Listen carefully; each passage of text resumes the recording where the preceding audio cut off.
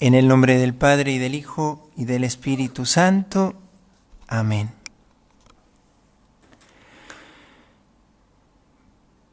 Invocamos al Espíritu Santo para que venga a disponer nuestros corazones, nos pueda hacer conocer y gustar la verdad, y que gustándola nos enamoremos de ella y enamorándonos de esa verdad, hagamos de la verdad la forma de nuestra vida. Ven, Espíritu Santo, llena los corazones de tus fieles y enciende en ellos el fuego de tu amor. Envía tu Espíritu, Señor, y todo será recreado, y renovarás la faz de la tierra. Oh Dios, que has instruido los corazones de tus fieles con las luces del Espíritu Santo, danos el gustar de todos los rectos según el mismo Espíritu, y gozar siempre de sus consuelos. Por Cristo nuestro Señor. Amén. Dios te salve María, llena eres de gracia, el Señor es contigo. Bendita tú eres entre todas las mujeres, y bendito es el fruto de tu vientre Jesús.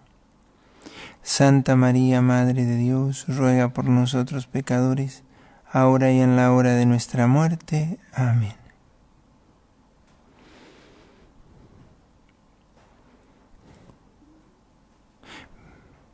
Bendito y alabado sea Jesús en el santísimo sacramento del altar, sea por siempre bendito y alabado. En nombre del Padre, y del Hijo, y del Espíritu Santo. Amén. Vamos a comenzar entonces con esta primera plática, esta serie de charlitas sobre la Santa Misa. Esta es la primera a la que le vamos a dedicar toda esta semana, todo este tema. Aprovechando estas horas de cuarentena, vamos a dedicarnos también a poder tomar la palabra de Dios, el catecismo y algunos textos que pueden ayudarnos a conocer lo que para nosotros es como la perla de la vida espiritual, que es la Eucaristía, ¿no? Y este primer encuentro le vamos a llamar Dios restaura y educa nuestro corazón. Y esta va a ser nuestra introducción. Y como lo hicimos con el tema sobre la oración, vamos a tomar un texto que nos va a iluminar en todo este camino.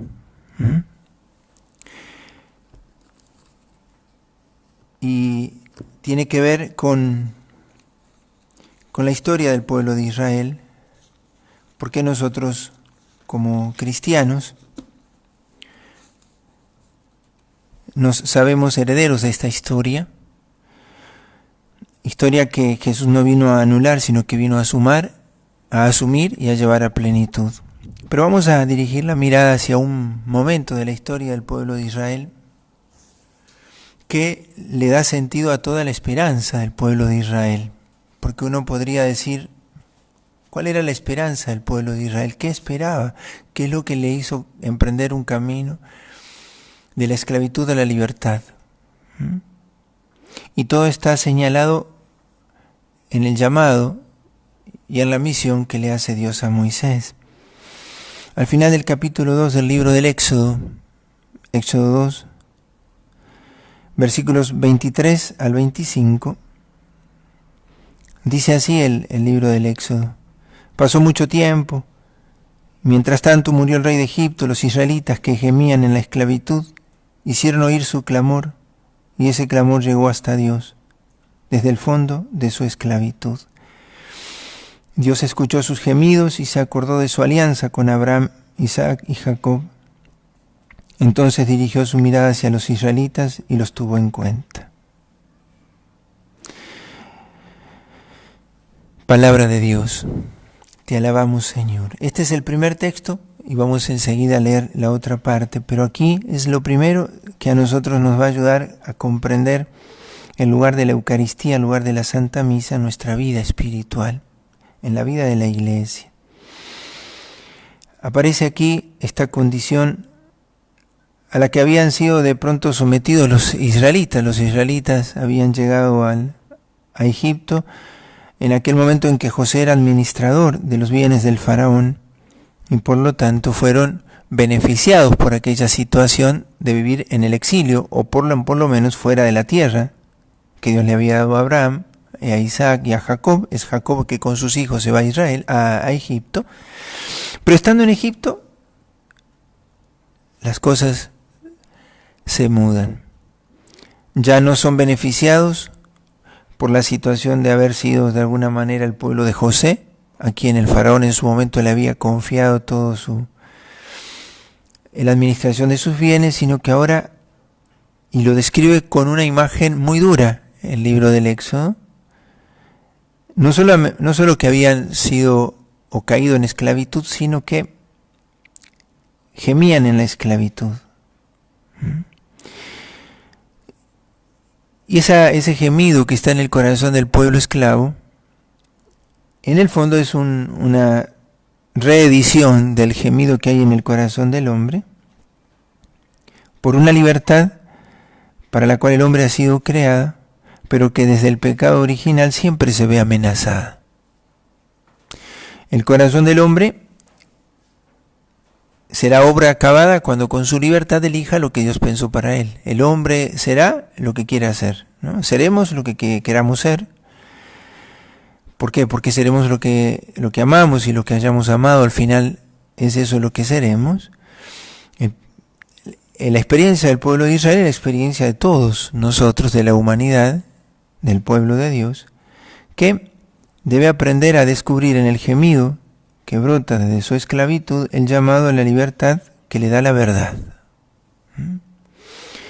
El gemido de la esclavitud es un clamor por la verdad, por llegar a ser lo que soy, por llegar a amar lo que debo amar, por llegar a alcanzar la medida que debo alcanzar. Entonces este gemido le traerá al pueblo de Israel un gran beneficio, y la esclavitud misma le dará un gran beneficio. Porque mientras estaban beneficiados por la prosperidad de Egipto, ellos permanecían fuera de la tierra.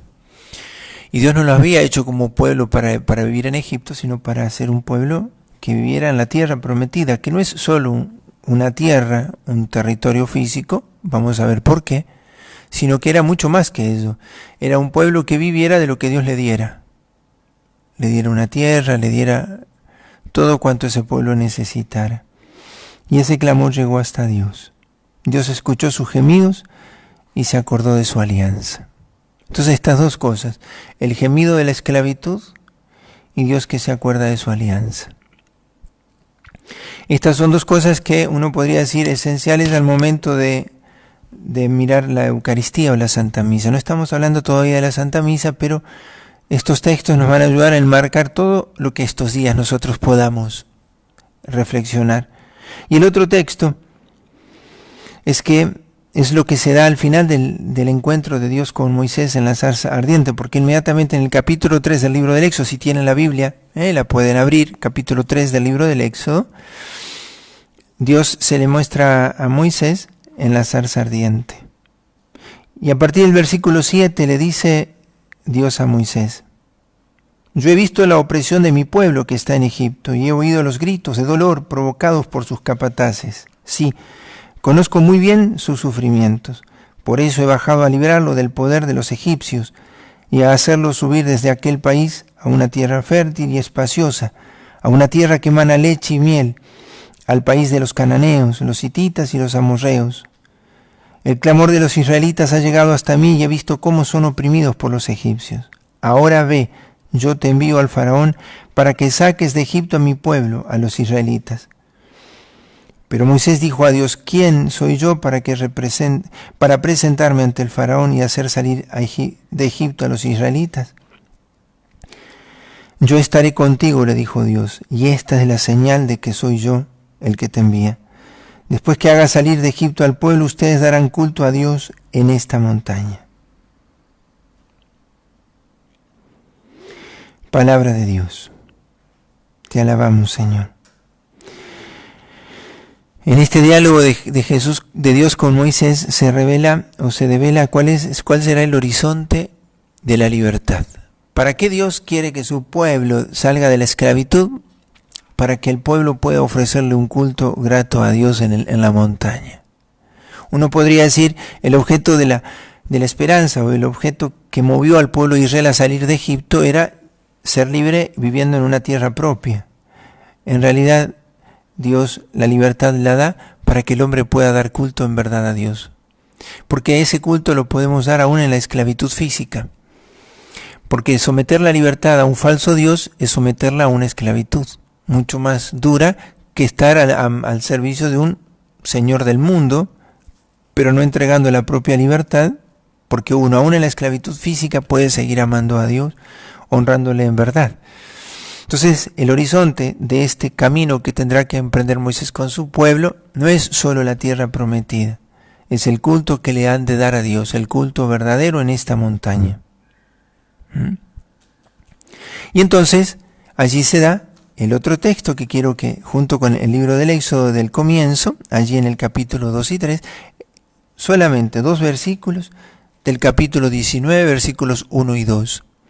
Porque aquí ya el pueblo ha hecho el camino y llegó a la montaña santa. Y dice así: el primer día del tercer mes, capítulo 19 del Éxodo, versículos 1 y 2.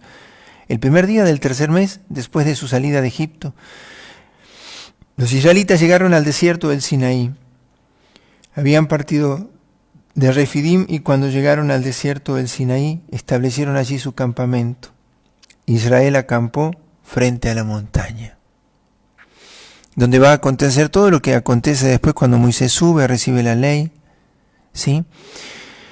Entonces, con estas 2 escenas, Dios que escucha el gemido de su pueblo,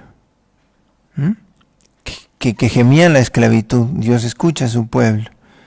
Dios le ofrece la libertad a su pueblo para que pueda darle un culto verdadero.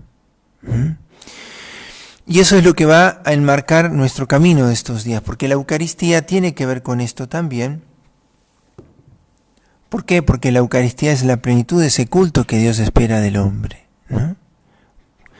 Vamos a ver lo que es la Eucaristía y vamos a ver cómo en la Eucaristía, y la Eucaristía como forma de nuestra vida, es en verdad el culto verdadero que le hemos de dar a Dios. La libertad no es para que el hombre haga lo que en su deseo o en su antojo se le ocurra, ¿no?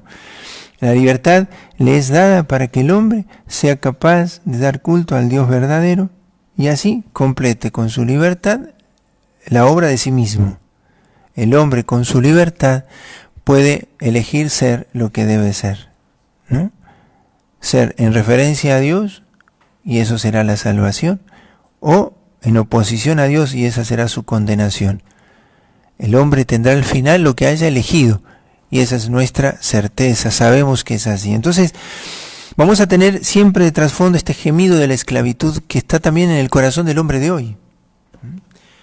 El hombre también, el del siglo XXI, gime bajo una esclavitud.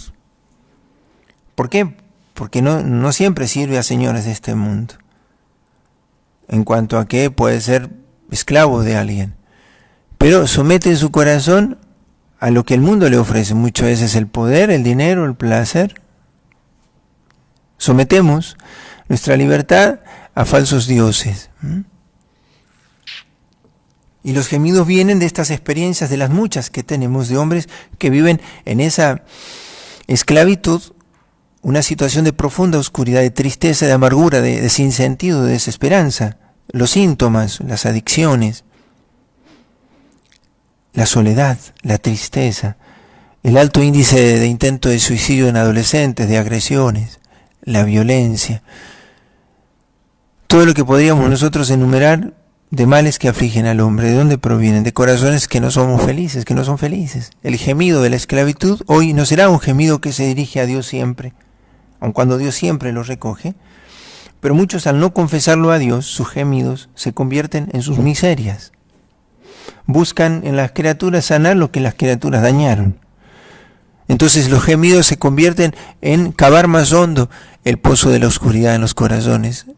Los falsos placeres del mundo, los falsos amores del mundo cavaron una herida, y buscar en falsos amores y falsos placeres del mundo, el remedio a eso es cavar más hondo el pozo de su oscuridad.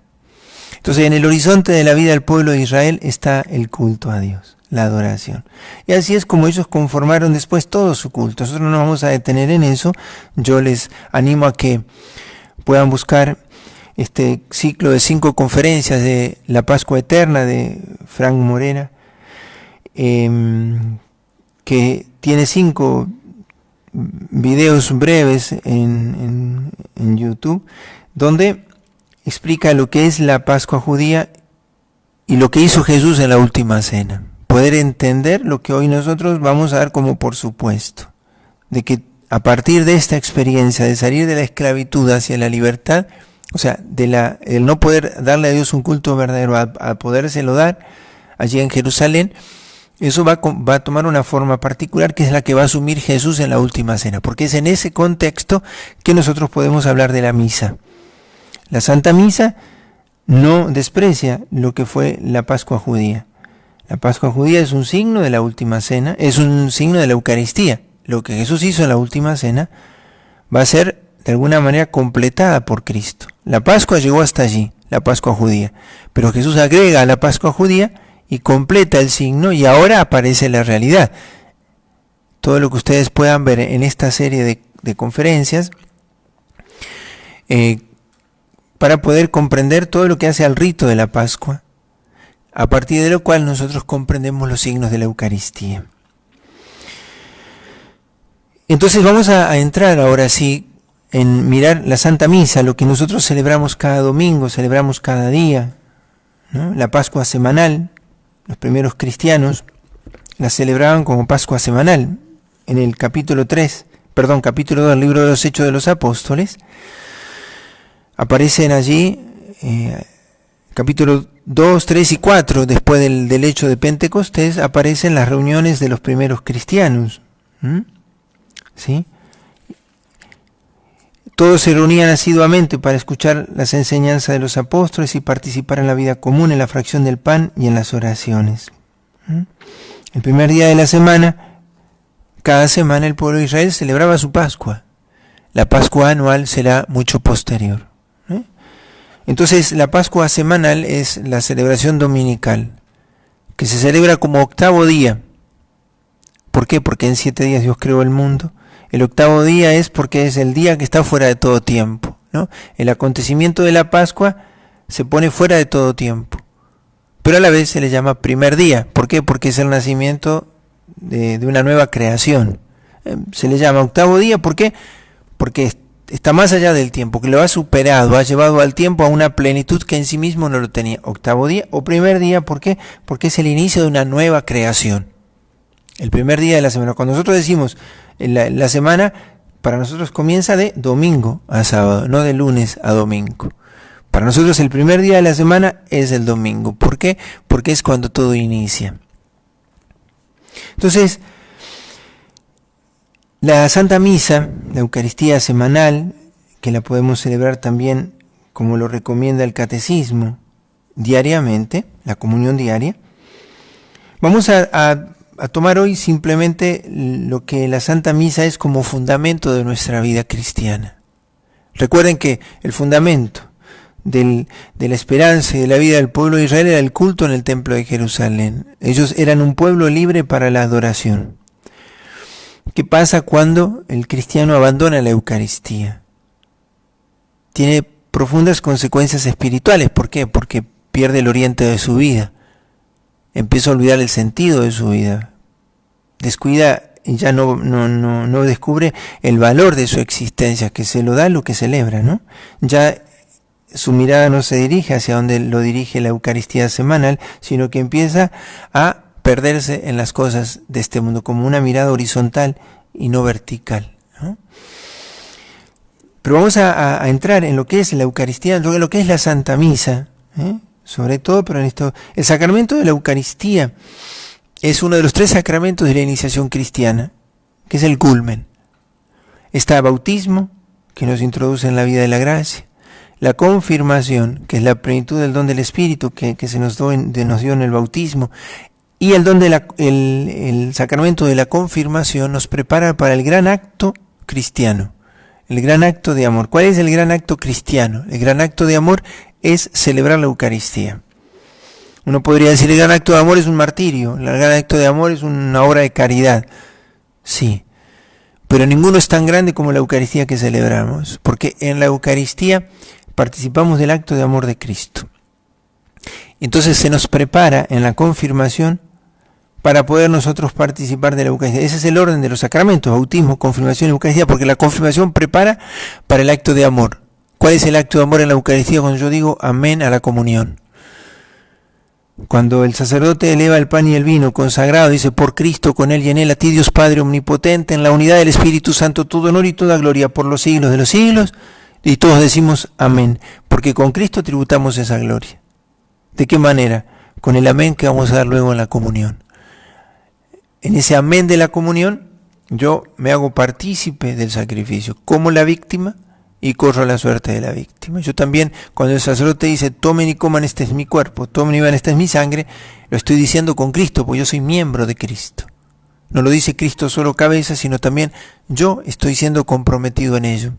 Bueno, esto es por lo cual nosotros queremos estos días ir profundizando en la misa. Vamos a ir viendo las partes de la misa, los elementos que entran en juego. Pero tenemos que, en esta introducción, tomar algunos elementos sobre el sacramento. ¿Cuándo instituye Jesús este sacramento? Hay un documento del Concilio Vaticano II que es el Sacrosanctum Concilium, donde se trata, es el documento sobre la liturgia, que es importante tenerlo en cuenta, Sacrosanctum Concilium, ¿no? Donde allí nos recuerda que en la última cena, en la noche en que fue entregado, instituyó el sacrificio eucarístico de su cuerpo y de su sangre. ¿Para qué? Para perpetuar su presencia. El sacrificio que se perpetuó en el cielo, porque Cristo está glorificado en el cielo, el Cristo pascual, eso la Iglesia en su liturgia lo hace actual, permanente. Todavía no sonó la trompeta que marca el final del rito, como era en el templo de Israel. Cuando terminaba el rito de la Pascua, cuando tocaban las trompetas, cuando el sumo sacerdote salía del Santo de los Santos. Dice San Pablo que un día vendrán los ángeles, escucharán las trompetas y vendrá la consumación de la Pascua. Ya no se celebrará más en el sacramento como lo hacemos nosotros, sino cuando Jesús venga por segunda vez, ya será una participación definitiva.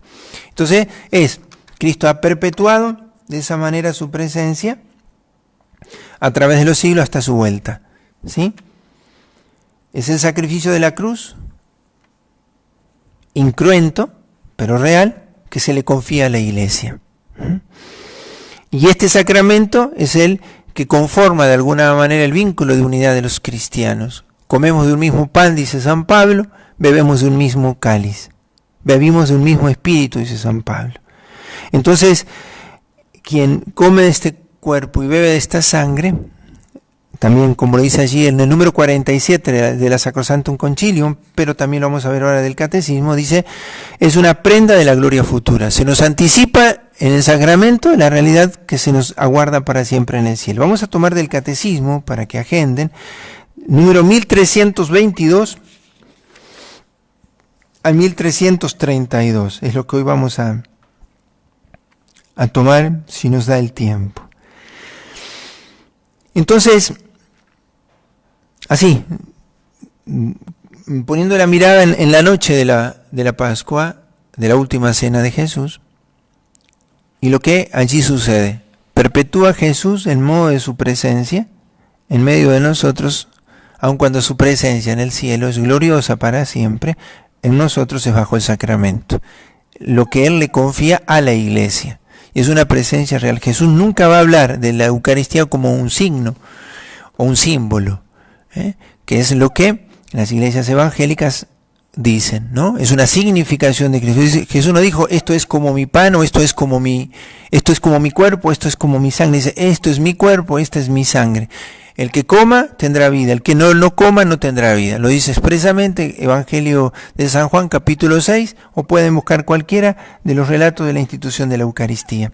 No es una significación de la presencia de Cristo, sino que es la presencia de Cristo bajo los signos del pan y el vino, en la iglesia por los ministros ordenados. ¿Por qué?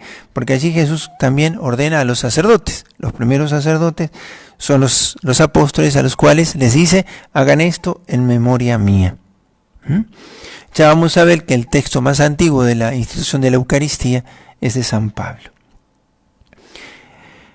Y entonces vamos a tomar el número 1324 al 1327 del Catecismo. Si lo tienen, lo pueden buscar, para poder también marcar o señalar estos puntos. Yo simplemente voy a tomar hoy esto para que nos podamos enmarcar para todo lo que vamos a ver estos días. También del Concilio Vaticano II, de la Lumen Gentium, pero lo cita el Catecismo, después la Presbyterorum Ordinis, dos documentos que aparecen del Concilio Vaticano II. La Eucaristía es fuente y cima de toda la vida cristiana. Y en esto, tomar una idea a partir de la Pascua judía. Cuando decíamos que el Señor, Dios viene a restaurar y a educar nuestro corazón, eso es lo que hoy queremos decir. ¿Qué quiere decir que Dios restaura y educa nuestro corazón? El pueblo de Israel, ¿hacia dónde miraba cuando celebraba su Pascua? Y aquí vamos a tomar tres elementos que nos ayuden a poder nosotros considerar esto. Tres cosas que se restauran con la Eucaristía.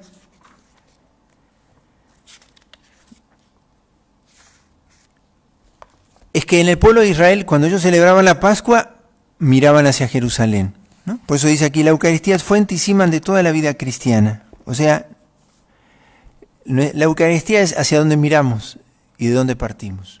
Fuente y culmen, ¿sí? Esas dos palabras, fuente y culmen, es de dónde partimos y hacia dónde vamos. Entonces, tomando unas ideas de Benedicto XVI, del Papa Emérito, cuando él señala tres cosas que Dios restaura en nosotros en la Eucaristía, de alguna manera, tres cosas que son nuevas al momento de celebrar nosotros la Eucaristía frente a lo que celebraban los judíos. Primero, es que ya no se mira hacia Jerusalén,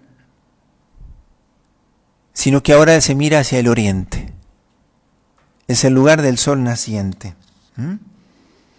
Y con esto, dice el Papa, nos ayuda a pensar en esto, el Papa Emérito, es que también en esto queda significada toda la creación. Ya no es simplemente el pueblo de Israel que celebraba mirando hacia Jerusalén, oraba mirando hacia Jerusalén, sino esta figura del oriente, del sol naciente, también porque entra en la simbología del sol, toda la creación. La Eucaristía es un modo de presentarle a Dios no solo la vida del pueblo de Israel, sino la vida de todos los hombres, porque en Cristo todos hemos sido creados. Entonces, la primera, ya no es hacia Jerusalén, sino hacia el oriente. Las primeras iglesias eran construidas así. En el rito extraordinario de San Pío V, la Eucaristía, el sacerdote también tiene la misma postura que los fieles, ¿sí? Decíamos, celebra de espalda al pueblo. No, todos celebramos de cara a Cristo. Y en el rito de Pablo VI, que es el que celebramos nosotros habitualmente, también el sacerdote está puesto hacia el oriente, por eso tiene una cruz delante del altar, mirándolo hacia él. Él mira a Cristo y toda la asamblea mira hacia el sacerdote. Juntos miran hacia Cristo, o sea, hacia el oriente. Cristo es el sol naciente, el que viene. Entonces, este giro también ya es una innovación, es una restauración y una educación de nuestro corazón. Participar de la Eucaristía cada domingo es confesar esto, es creer, es confesar que creo que Dios está viniendo. Recuerdan ustedes que en la Eucaristía, ya lo vamos a explicar, después de la consagración, decimos: anunciamos tu muerte, proclamamos tu resurrección, ven Señor Jesús. Esperamos que el sol naciente resurja, venga. Entonces, esto es lo primero, que se innova, lo que se restaura para nosotros al momento de decir que la iglesia, que la Eucaristía es fuente y cima de toda la vida cristiana. Segundo, es que la Eucaristía, ¿sí? En el templo de Jerusalén, la sinagoga, en cada pueblo donde se rezaba, se celebraba, el centro era el lugar donde la palabra era proclamada. ¿Sí? En cambio, para nosotros ahora aparece el altar, porque para los judíos el altar estaba escondido detrás del Santo de los Santos. Cuando Cristo muere, el velo del templo se rasga en dos y queda al descubierto el altar, porque ya Dios no estaba en el templo de Jerusalén, sino que ahora el Cristo glorioso será el lugar de la presencia, la iglesia será el lugar de la presencia de Cristo, la iglesia cuerpo místico de Cristo. Entonces, el altar, ¿sí?, ese que está orientado hacia la salida del sol, por eso es orientado hacia el oriente, ¿sí?, es una innovación también. En la sinagoga estaba solo la palabra. En el templo cristiano está el altar. Ya vamos a ver que la tercera innovación es que la liturgia católica conserva el lugar de la palabra. Pero el altar es el lugar hacia el cual todos dirigimos la mirada en la celebración. Los judíos no podían ver el altar porque el altar estaba escondido detrás del Santo de los Santos. Una vez al año, solamente, el sumo sacerdote podía entrar allí y ungía con la sangre de los corderos aquel altar, signo de los pecados que se presentaban a Dios y eran perdonados una vez al año los pecados del pueblo, ¿no? Entonces, el altar, sí, va a significar el lugar del sacrificio, pero también va a significar a la víctima y al sacerdote. El altar es signo de Cristo, sacerdote y Cristo víctima, que ya lo vamos a ver cuando veamos los elementos del templo. Pero aquí lo importante es esto, es que la Eucaristía, la Santa Misa, ¿sí?, es fuente y culmen. Restaura en nosotros y educa nuestro corazón, Dios a través de ello, esto que a nosotros nos educa mucho en la vida espiritual. Entonces, el oriente es Cristo. Si yo dejo de ir a misa, dejo de caminar hacia Cristo o dejo de recibirlo a Él que está viniendo en cada Eucaristía. Si yo abandono el altar, o sea, abandono el dirigirme con mi pueblo, con el pueblo cristiano a celebrar, ya no tengo quien se ofrezca por mis pecados. Ya no creo, no confío en el que por mí se ofrece como víctima. Ya yo no participo del sacrificio. ¿Sí? Ya yo no hago santa mi vida, ya no la hago de Dios. Le quito a Dios la ofrenda que yo no quiero que la ponga en el altar. Y tercero, es que justamente lo que decíamos recién, es que la liturgia católica, la palabra de Dios también encuentra su lugar. ¿Sí? Y de hecho que la Santa Misa tiene la liturgia de la palabra y la liturgia de la Eucaristía. El signo queda manifiesto claramente. La palabra anunciada prepara a la palabra que ahora se hace pan y vino. ¿Sí? La palabra de Dios es eficaz en el sacramento. Cuando el sacerdote impone las manos sobre las ofrendas del pan y el vino, signo del Espíritu Santo que se infunde allí, ¿sí?, y con la fuerza de ese Espíritu consagra esas ofrendas. Entonces la palabra no es un libro. La Torá era la ley del pueblo de Israel. Pero sabemos nosotros que no es un libro nuestra ley. Nuestra ley es el Espíritu Santo, infundido en nuestros corazones. La ley se inscribe en nuestros corazones con letras de amor, que es el Espíritu Santo. Ya no es en una piedra, sino en un corazón. Y ese Espíritu Santo, que es lo que le da vida a la palabra, hace que la palabra sea eficaz en el sacramento. Y eso es la Eucaristía. Confiado al sacerdote, ministro ordenado, para poder realizar este acto sacramental. Estas tres cosas nos permiten a nosotros, ante este primer número, 1324, ya ir considerando algunas cosas de nuestra Eucaristía. La Eucaristía es fuente y culmen de toda vida cristiana. Quien se confiesa cristiano debe encontrar aquí su fuente y su horizonte. Por eso cada domingo, podríamos decir, el hombre restaura su vida, vuelve a poner las cosas en su lugar, en su orden. Y en este mismo punto de introducción, y aquí el Catecismo nos recuerda lo que la Eucaristía realiza en cuanto a nosotros. Dice, la Eucaristía significa y realiza la comunión de vida con Dios y la unidad del pueblo de Dios. Por eso esta dimensión vertical y horizontal, ¿sí?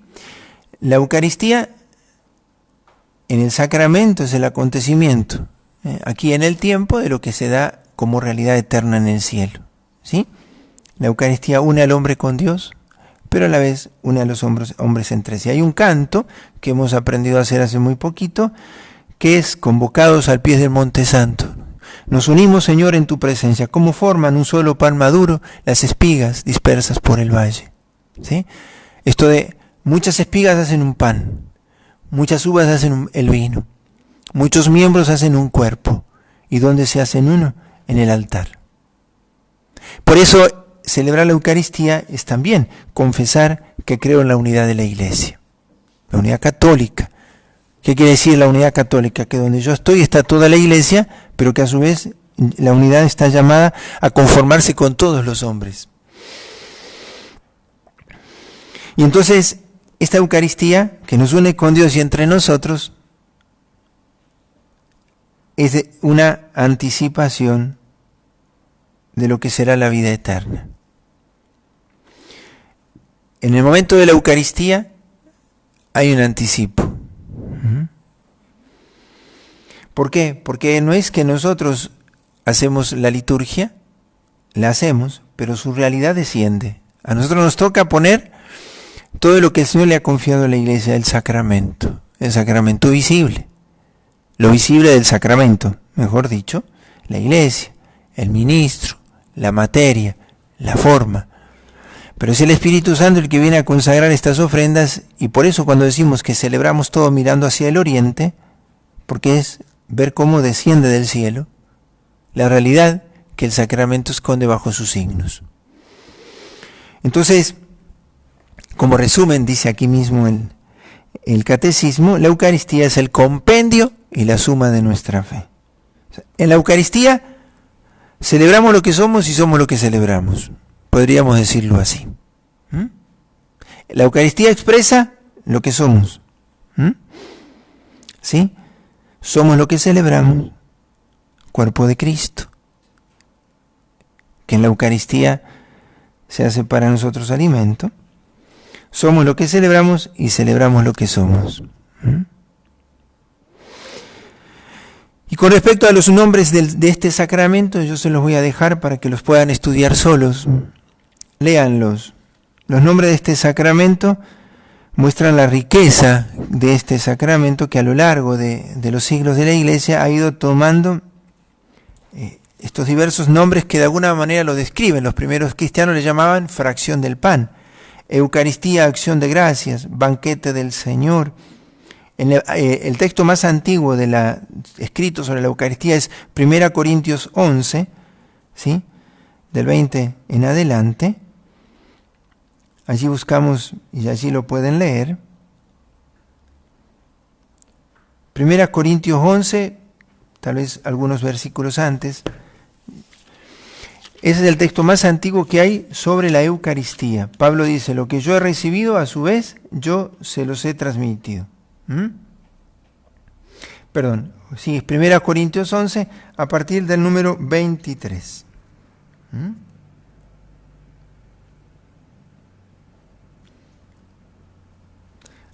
Lo que yo recibí del Señor a mí les he transmitido lo siguiente, hasta el versículo 27.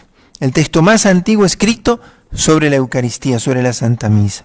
Banquete del Señor, fracción del pan, asamblea eucarística, memorial, palabra que va a aparecer mucho, después la vamos a explicar qué es, santo sacrificio, porque es un verdadero sacrificio.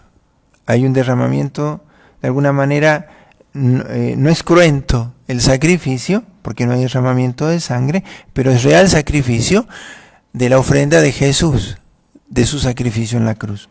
Santa y divina liturgia, Santísimo Sacramento, comunión, Santa Misa. Estos nombres a nosotros nos acercan a la realidad de cómo la Iglesia lo ha ido viviendo y comprendiendo a lo largo de los siglos. Pero quisiera para concluir este primer encuentro, Dios restaura y educa nuestro corazón. Dios no lo educa solo dictándonos las cosas o enseñándolas, sino que Dios educa de alguna manera como escribiendo con su lápiz en nuestro corazón. Restaura porque Dios es en verdad un albañil, un restaurador, un cultivador. Restaura aún las tierras más secas y reconstruye los edificios más rotos. De hecho, que de la muerte nos hará resurgir. Algunos preguntan cómo es que este cuerpo que se pudre en la tierra va a resurgir. Y si Dios lo creó de la nada, ¿cómo no ha de poder restaurarlo de la tierra? Porque Dios también eso lo puede hacer. Pero sobre todo la experiencia de la Santa Misa es una experiencia que nosotros decimos mística. Pero no mística porque sea extraordinaria, porque esa es la sensación que tenemos cuando hablamos de mística, sino porque como en ningún otro lado de la Eucaristía es una experiencia de estarlo recibiendo todo. Porque mística no es extraordinario, sino que lo ordinario es que vivamos de la mística, de que lo estamos todos recibiendo de Dios. Frente a la ascética, o sea, nuestras disposiciones para recibir lo que Dios tiene para dar, la Eucaristía es por sobre todo mística, donde el hombre lo que hace es disponerse y Dios lo realiza todo con la cooperación de la Iglesia, de los ministros, de los miembros que celebran. Por eso la Eucaristía sobre todo es lo que inspira la vida de los santos. Santos canonizados y santos no canonizados, pero la Eucaristía es fuente y culmen de la vida del santo. No hay santo que no sea eucarístico, que no tenga la forma eucarística, eso le llamamos forma eucarística. Sí, la forma de vida cristiana es como un barro que adquiere una forma. Este material adquirió la forma del cura brochero. El barro adquiere una forma cuando se lo moldea. Es una vasija, es una plantera. Bueno, el cristiano debe adquirir la forma de Cristo. La Eucaristía conforma su interior con los rasgos de Cristo, con los amores de Cristo, la gloria de Dios y la salvación de los hombres.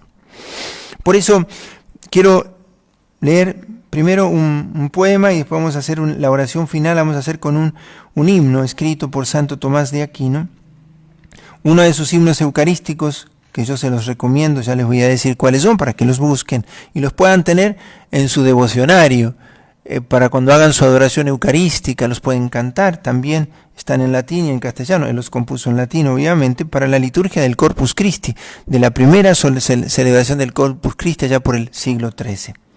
Pero quiero leerles también de otro santo, para ver cómo lo eucarístico está en la vida del santo, como experiencia de Dios, que es un poema de San Juan de la Cruz. San Juan de la Cruz, siglo XVI, su experiencia de Dios, uno diría, parece ser extraordinaria, pero en realidad es ordinaria, es aquel que se dejó tratar por Dios. Y de pronto escribe uno de los poemas suyos,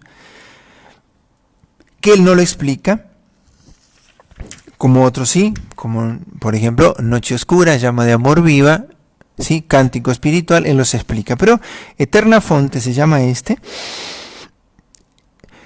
que es del alma que se huelga de conocer a Dios por fe, o sea que se goza de poderle conocer a Dios por la fe.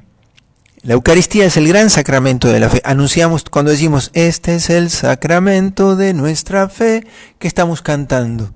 Es que nosotros celebramos que bajo los signos sacramentales nuestra fe confiesa que está Dios, es el sacramento de la fe. Entonces nosotros nos gozamos de poder gozar, vale la redundancia, del Dios que en la fe se nos da realmente. Y él, este poema, lo canta reconociendo cómo del corazón de Dios, del seno de la Trinidad, brota una fuente de agua viva que corre, pues llama Eterna Fonte, que mana y corre, dice, aunque es de noche. Mana y corre siempre, aunque es de noche. Cuando dice esa expresión, habla de la fe.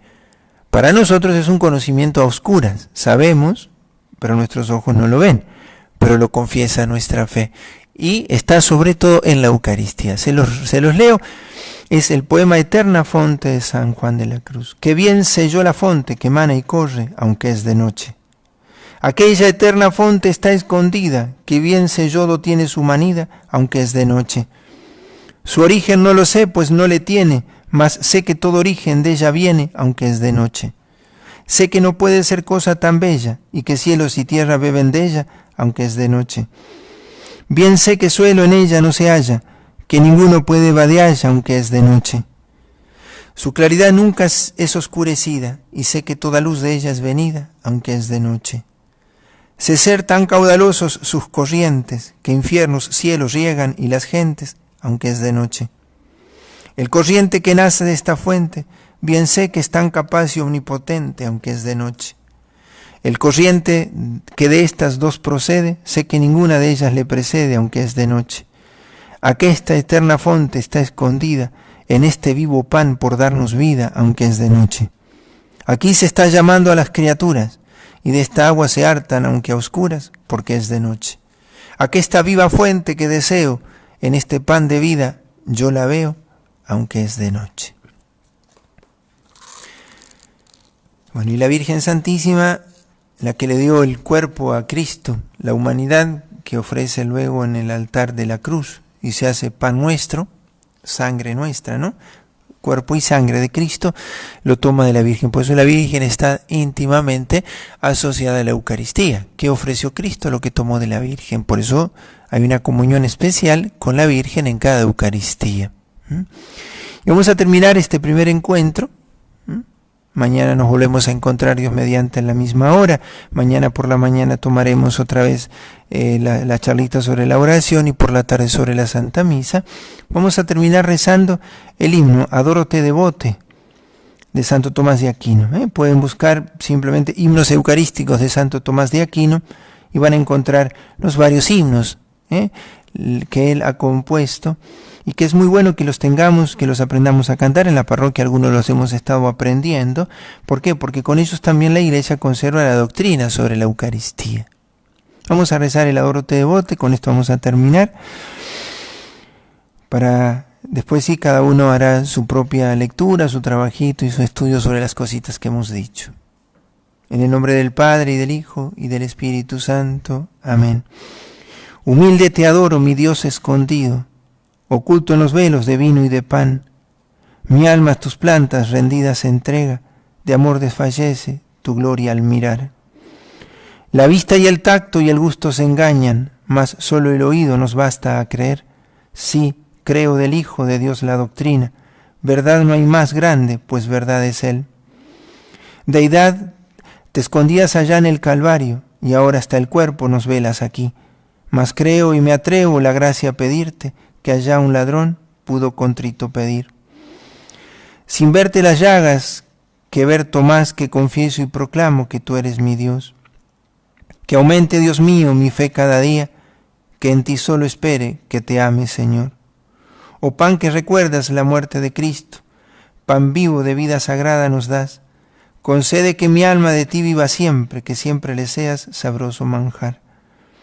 Pelícano santo, Jesús dueño mío, tu sangre limpia, que inmundo aún estoy, tu sangre que puede, con solo una gota, librar de todo el mundo de cuanto pecó. Jesús, que tras velos ahora te ocultas, te ruego se cumpla mi vívido afán, que pueda en el cielo por fin cara a cara, tu gloria mirando, contigo reinar. Amén. Dios te salve María, llena eres de gracia, el Señor es contigo. Bendita tú eres entre todas las mujeres,